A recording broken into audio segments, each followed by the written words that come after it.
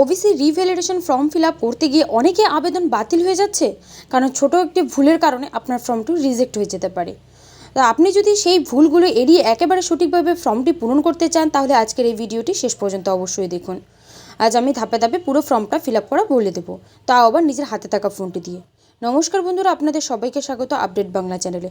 তো চলুন দেরি না করে শুরু করা যাক। প্রথমে আপনার হাতে থাকা ফোনটি দিয়ে গুগলে চলে যান, সেখানে গিয়ে সার্চ করুন কাস্ট সার্টিফিকেট। তো দেখুন অটোমেটিকলি চলে এসেছে কাস্ট সার্টিফিকেট wv.government.in। লিঙ্কে ক্লিক করলেই পরবর্তীতে আরেকটা লিঙ্ক চলে আসবে। দেখুন এখানে লেখা রয়েছে ব্যাকওয়ার্ড ক্লাসেস, সেখানে ক্লিক করে নিন। দেখুন এখন একটি নতুন পেজ ওপেন হয়ে গেছে। পেজ ওপেন হয়ে যাওয়ার পরেই দেখুন ডান সাইডে রয়েছে একটি 3 ডট। তো সেখানে ক্লিক করুন। যেহেতু আমরা ওবিসির জন্য অ্যাপ্লাই করা হচ্ছে, তো নিচে স্ক্রল করার পরে দেবেন ওবিসি।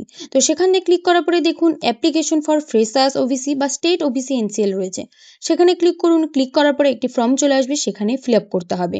প্রথমে দেখুন রয়েছে ডিজিটাল কাস্ট সার্টিফিকেট, তাহলে ইয়েস লিখবেন এবং কাস্ট সার্টিফিকেট নাম্বার দিবেন এবং ডেট অফ ইস্যু রয়েছে, সেখানে ইস্যু ডেট দিয়ে ভেরিফাই করে দেবেন। ভেরিফাই করার পরে আপনার সামনে এরকম একটি পেজ চলে আসবে। সেখানে দেখুন স্টেট ওয়েস্ট বেঙ্গল সেটা রয়েছে, ডিস্ট্রিক্ট কোথায় সেটা সিলেক্ট করে নেবেন, সাবডিভিশন কী রয়েছে আপনার সেটা সিলেক্ট করবেন। যদি আপনি ব্লক এলাকার হয়ে থাকেন তাহলে সেখান থেকে ব্লকটা সিলেক্ট করবেন এবং মিউনিসিপ্যালিটি হলে মিউনিসিপ্যালিটি সিলেক্ট করে নেবেন। তারপরে জিপি বা ওয়ার্ড যেটা আপনাদের রয়েছে সেটা সিলেক্ট করে নেবেন। যখন আপনারা ভেরিফিকেশন করবেন এই দুটো অটোমেটিকলি চলে আসবে। তারপরে নাম, father name, mobile number, email ID এসব দিবেন। এরপরে এপিক নাম্বার, আধার নাম্বার যে রয়েছে এগুলোর মধ্যে যে কোনো একটা দিলে হয়ে যাবে। খাদ্যসাথী নাম্বার চেয়েছে, সিলেক্ট ক্যাটাগরি, আপনারা কোন ক্যাটাগরির মধ্যে পড়েন সেটা। তারপর হচ্ছে date of birth, present address, district যেটা রয়েছে সেটা সিলেক্ট করে। তারপর হচ্ছে পুলিশ স্টেশন, তারপরে জিপি বা ওয়ার্ড বা ভিলেজ বা টাউন যেটা রয়েছে সেটা সিলেক্ট করবেন। পোস্ট অফিস এবং পিন নাম্বার সিলেক্ট করবেন। এখানে ন্যাশনালিটি যেটা রয়েছে সেটা দেওয়াই থাকবে। তারপরে রয়েছে আপনি কোন ধর্মের সেটা সিলেক্ট করবেন, জেন্ডার কি, আর ইনকাম সার্টিফিকেট যেটা রয়েছে সেটা এখানে গিয়ে আপলোড করে দিবেন। আর এটা 100 কেবির মধ্যে লাগছে। ইনকাম সার্টিফিকেট যেটা রয়েছে সেটা কিন্তু আপনার বাবার নামে হতে হবে, সেটা আপনি 100 কেবির মধ্যে যেটা রয়েছে সেটা আপনি এখানে আপলোড করে দেবেন। এবং অ্যাপ্লিকেন্ট ফটোগ্রাফ যেটা রয়েছে এখানে কিন্তু আপনারা আপনাদের নিজেদের ছবি সেখানে আপলোড করবেন।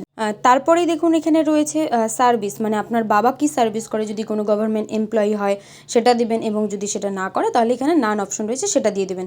তারপর আপনার মার চেয়েছে সেটাও আপনারা সেভাবেই দিবেন, আপনার মা যদি কোনো কাজ করে থাকে সেটা দিবেন, নাহলে নান অপশনে ক্লিক করবেন। তো যদি আপনারা এখানে ল্যান্ড প্রুফ দিতে চান তাহলে সেখানে দেবেন, আর যদি না দিতে চান তাহলে এখানে নো অপশনে টিক করবেন। আর এছাড়াও এখানে রয়েছে অ্যানুয়াল ইনকাম যেটা রয়েছে সেটা আপনারা দিয়ে দেবেন। এরপরে ক্যাপচার কোড রয়েছে সেটা দিয়ে সাবমিট করবেন। তারপরে এখানে চলে আসবে অ্যাপ্লিকেন্ট সাকসেসফুল, তার মানে আপনার ফর্মটি সাবমিট হয়ে গেছে এবং একটি পিডিএফ পেয়ে যাবেন আপনারা। পরবর্তীতে এরকম আরও আপডেট পেতে আপডেট বাংলা চ্যানেলকে সাবস্ক্রাইব করুন, লাইক করুন, শেয়ার করুন, পাশে থাকবেন। ধন্যবাদ।